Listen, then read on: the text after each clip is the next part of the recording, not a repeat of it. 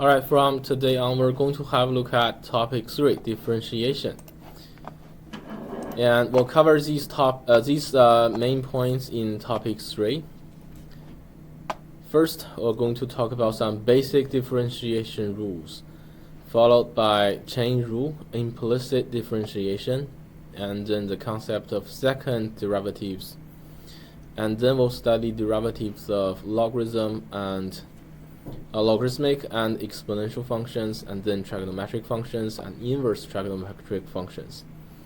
And also talk about estimating a derivative numerically and graphically. And then at the end of this topic, we'll talk about the mean value theorem, indeterminate forms, and Logarithmic rules, and recognizing a given limit as a derivative. Okay, so in section 1, first let's have a look at some basic differentiation rules. So in this section, we'll cover all the basic rules such as constant rule, power rule, constant multiple rule, sum rule, difference rule, product and quotient rule.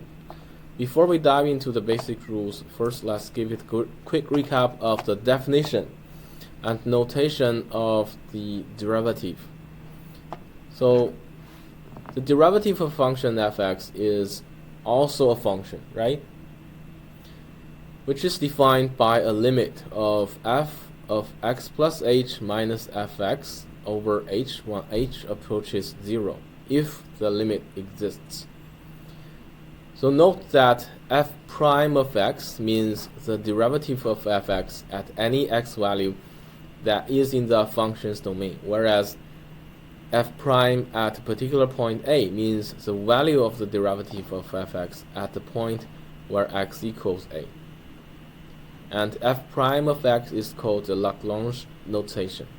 And we have a second type of notation which is called Leibniz notation, and in that notation we'll use dy by dx to denote the derivative of y in terms of x. And the derivative of y in terms of x at a particular point x equals a is denoted in this way here. Or sometimes we can also use a pair of square parentheses to include fx like this. Doesn't matter if you write the parentheses or not. And also the process of finding the derivative is called differentiation.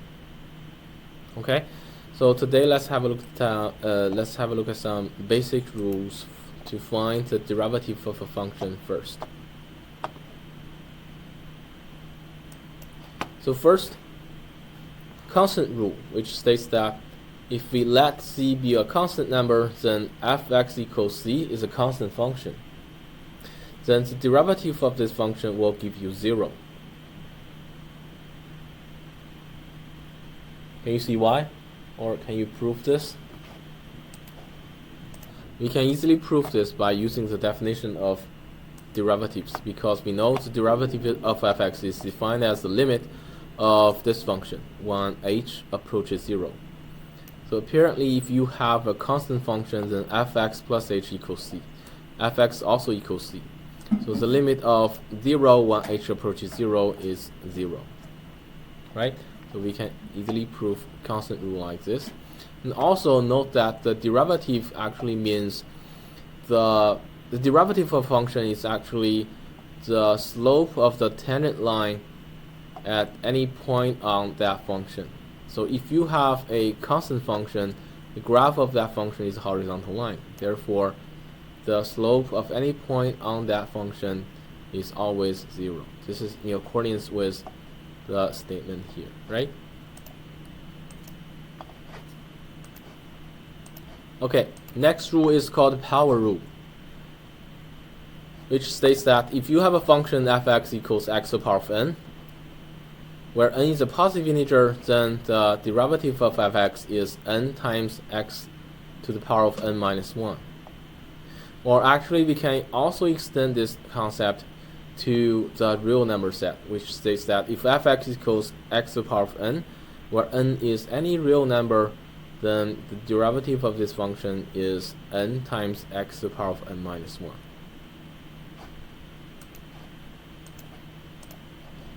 The first case can be easily proved, and also it turns out that the power rule holds true for any real numbers n. However, the proof of the power rule for a general case is a bit more difficult to prove and will be omitted in this course. Okay, so next let's have a look at how we can prove the power rule when n is a positive integer. Okay, so this is how we can prove the first case. We can prove the theorem in the first case where n is a positive integer. So the proof is not required in this course, so you can have a look at that after this class. If you have any problem, then we can discuss this at a later time. Okay, and make sure you can use this rule to solve a question. For example, can you find the derivative of each of the following functions and then state the domain of each of the derivative functions? Alright, let's have a look at the solution together.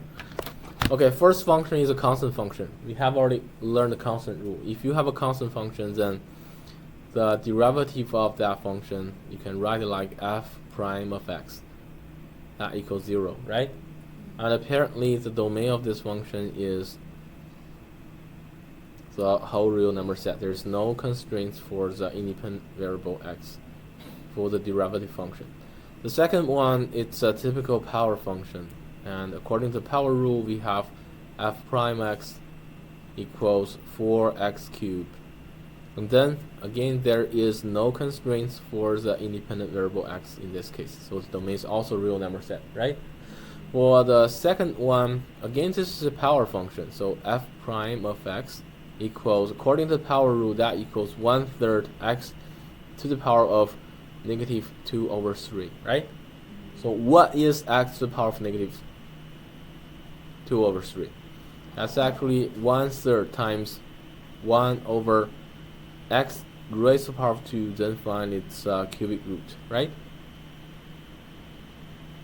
And therefore there is constraint for x. X squared cannot be less than 0. And therefore we have the domain is a set in terms of x where x cannot be 0, right?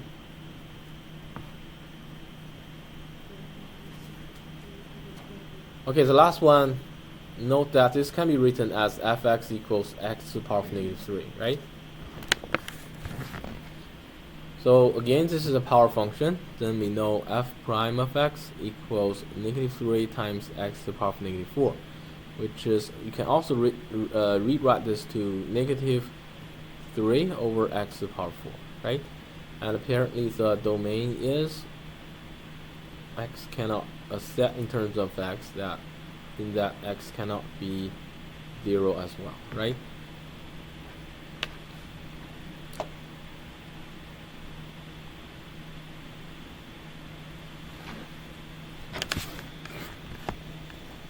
Any questions? Okay, next rule is called constant multiple rule, which states that if c is a constant number and gx is a differentiable function, and fx equals c times gx, then f prime of x equals c times g prime of x. So basically you can put the constant number in front.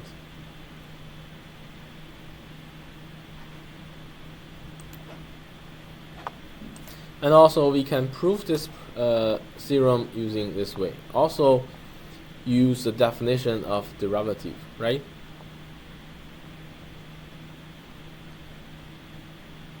Again, the proof of such a rule is not required in this course, so you can have a look at this proof here and make sure you are able to apply the theorem to solve questions. For example, let's try to find the derivative of each of the following functions. Okay, let's have a look at the solution together. So the first one is very easy because we have a constant number times a power function, right? So you could either write it like f prime of x or dy by dx, doesn't matter. So the derivative of fx equals 5 times the derivative of x cubed, right? And derivative of x cubed equals 3x squared. So eventually you have 15x squared, right? Okay, for the second one, let's use the other notation. dfx by dx. This also means the derivative of fx equals, okay, note that fx can be written as 3 times x to the power of negative 1 over 2, right? So df by dx gives you 3 times negative 1 over 2 times x to the power of negative 3 over 2. So you can either write it like negative 3 over 2 times x to the power of negative 3 over 2, or you could also express this as negative 3 over 2 and then times, this basically means x cubed, and then find its square root, right? So we have negative 3 over 2 times square root of x cubed. Or you could also express that as negative 3 over 2x to the power of 3 over 2.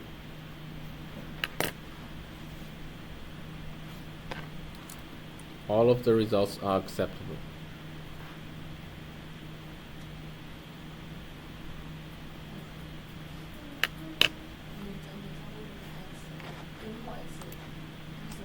Okay, next basic rule is called sum rule, which states that if you have two functions fx and gx, which are both differentiable functions, then Rx equals the sum of its two functions. Then we have the derivative of R equals the derivative of the first function fx and the derivative of the second function gx. You get it? And also we can use the definition of derivative to easily prove this theorem like this.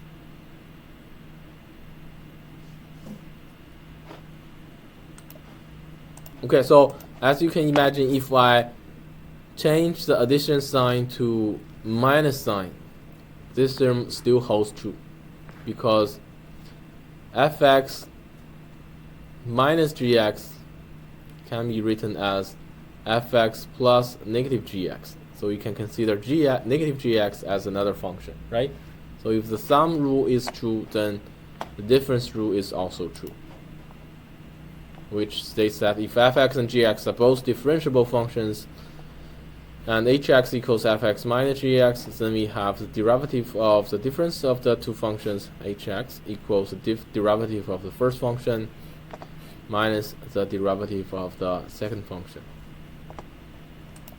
which can be proved by using the sum rule.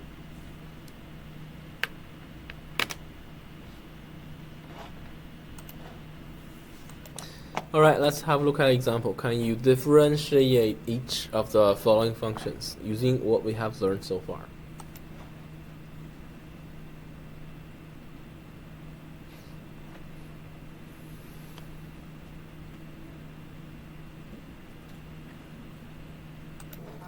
Alright, let's have a look at the solutions.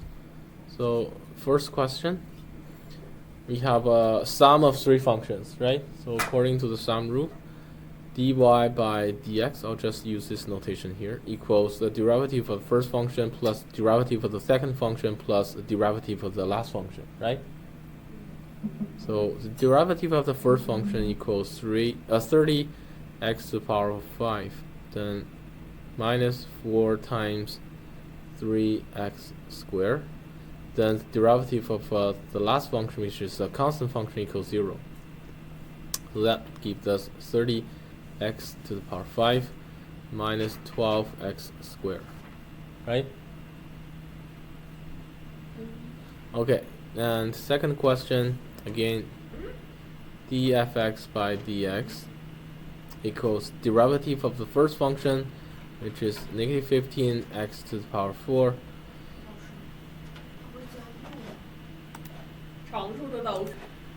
Okay, and derivative of the second function is 8 times 1 over 2 times x to the power of negative 1 over 2. Then minus 0. Then we have negative 15x to the power 4 plus 4 times x to the power of negative 1 over 2. You can also express this as negative 15 x to the power 4 plus 4 over square root of x. And third question, note that we have a product of two linear functions. We haven't learned any rule about the product of two functions, so we can just explain that, right? So first of all, gx equals 2x squared minus 3x plus 2x gives us negative x here, then minus 3. Then we have g prime of x is 4x minus 1, right? And for the last one, again, we haven't learned any rule about the quotient between two functions, so we can just explain that again. According to the distributive laws, we have hx equals negative 2x then plus 2x to the power of negative 3. Therefore, h prime of x equals negative 2. Then negative 6x to the power of negative 4. You can also express this as negative 2 minus 6 over x to the power of 4. Both are correct. Okay, next, let's have a look at the derivative of a polynomial function. So suppose we have a polynomial function in general, px equals this expression here, where a0 to an are all constants, and n is greater than or equal to 0, n belongs to the real number, n belongs to the integer set. Can you find the derivative of this polynomial function according to what we have learned so far? Alright, let's have a look at the solution. So basically you have a sum of series of functions. The derivative of this polynomial function equals the derivative of the first term plus the derivative of the second term and all the way to the last term. So eventually we get the derivative of px equals an times n times x to the power of n minus 1 plus an minus 1 times n minus 1 times x to the power of n minus 2 all the way to a1, right? Any questions? Okay, so that means you should be able to differentiate a polynomial function, right? Okay, next is the product rule, which states that if px equals a product of two functions, fx and gx, where fx and gx are differentiable functions, then we have the derivative of px equals the derivative of the first function times the second function plus the first function times the derivative of the second function. Again, you can also express this rule in Leibniz notation. And we can easily prove this rule by using the first principle definition again. Again, here you can have a look at this proof by yourself. This is not required in this course. If you are interested, we can talk about this after this class, okay? Make sure you are able to use this product rule to solve questions.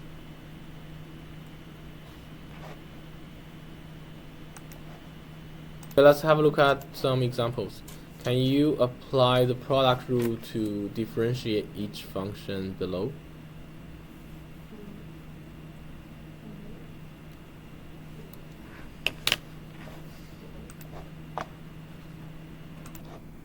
Okay, so of course you can expand them and find their derivatives according to sum or difference rule.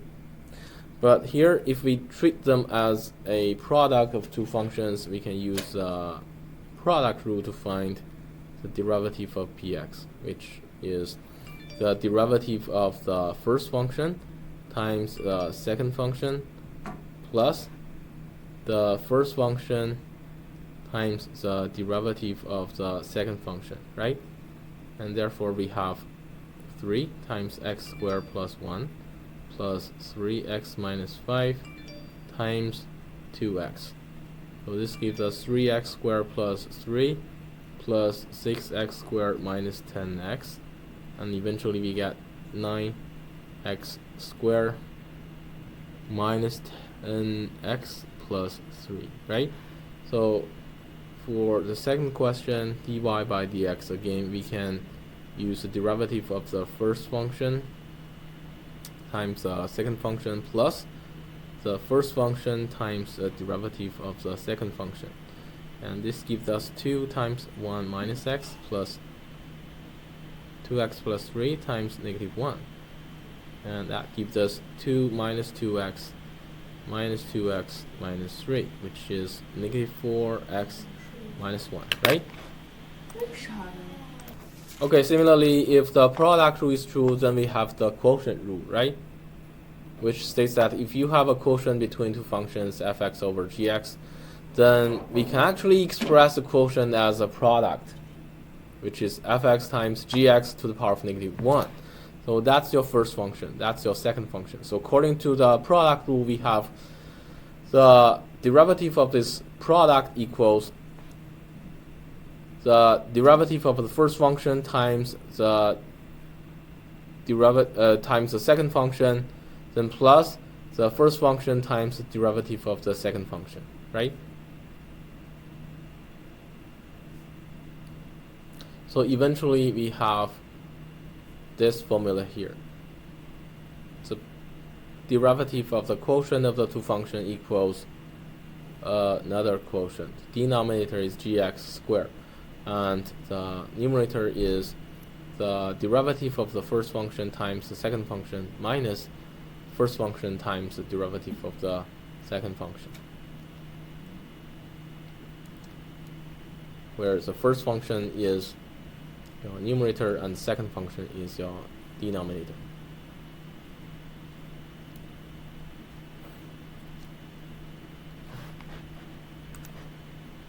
Alright, let's have a look at an example. Can you find the derivative of this function qx and state the domain of qx and qx prime? Okay, let's have a look at the solution. So you can use the quotient rule to find the derivative of this function, right? And eventually we have this expression. This is a derivative of qx, which is a quotient between these two functions.